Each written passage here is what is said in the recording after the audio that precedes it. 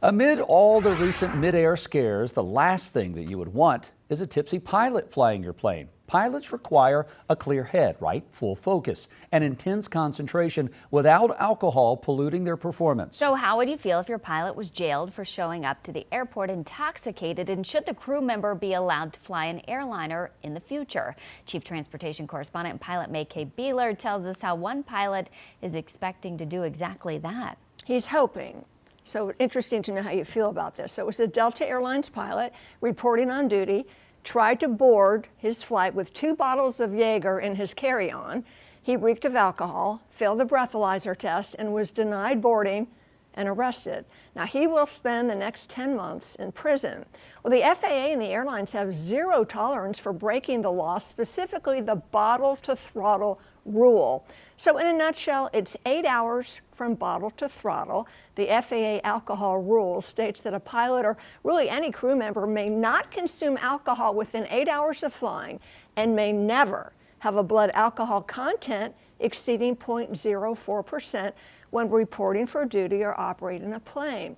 Now, when the Delta pilot was caught red-handed with liquor in his carry-on and in his bloodstream, and he even admitted to drinking the night before the flight, he still expressed hope that his airline will have mercy on him after he serves his time.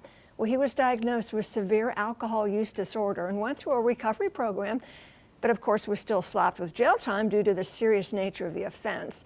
According to the New York Times, the sheriff who sentenced the pilot noted that his airline had supported him through rehab and is giving him half pay while on disability leave. Now, because of this, the pilot fully expects to be back on the job, returning to the cockpit after he gets out of jail.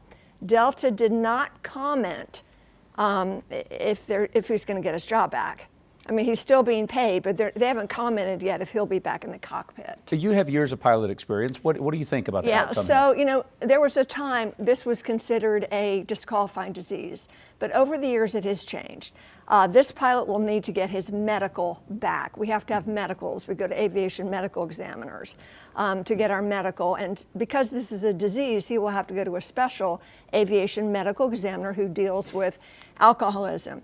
If he can prove that he's fully, rehabbed, rehabilitated, and he is watched, he may have the opportunity to return. From my experience, seeing people in that situation, no, they're fired. Yeah. However, the airlines are trying to support you, and when you go through airline training, they have a special program that let you know, look, if you have an issue, if you have a problem, we want to help you. Come to us and we will help you.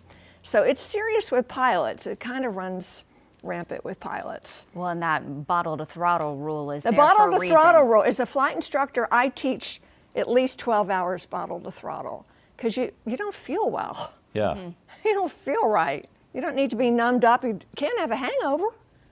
Well, I know there's a lot of stress, as we've talked about, as air traffic controllers and pilots, and so certainly there are better and healthier ways to handle that stress. Yeah, so but we'll how would you feel having a pilot like that, knowing he broke the law and he went to jail and he has a serious disease? Would you welcome that? Well, it's not up for us. I know, it'd be tough to earn trust, but you want to give everyone the benefit of the doubt. Of course. All right, thank you, MayCay. 8-9.